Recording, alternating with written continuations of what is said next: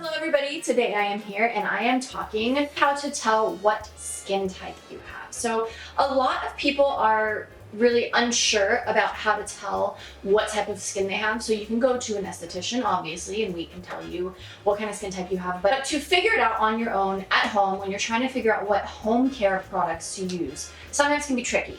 So first you want to make sure that you cleanse your skin, and cleanse your skin with something that is mild.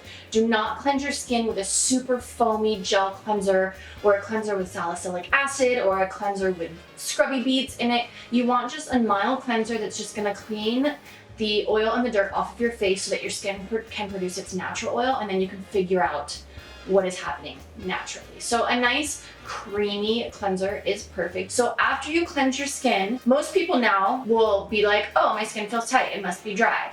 Most people's skin is going to feel tight after they clean it because you have stripped your skin of all of its natural oil and it hasn't replenished yet.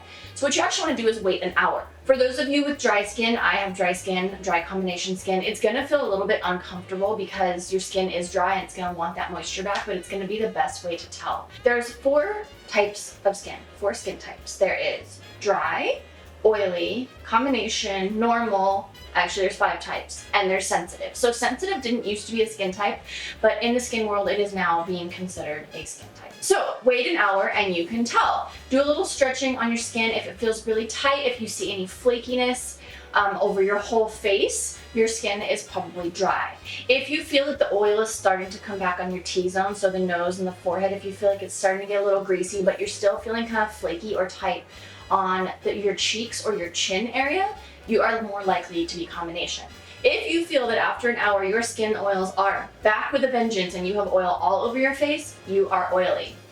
If you feel that your skin just feels meh, it doesn't feel too oily, it doesn't feel too dry, then you are probably normal.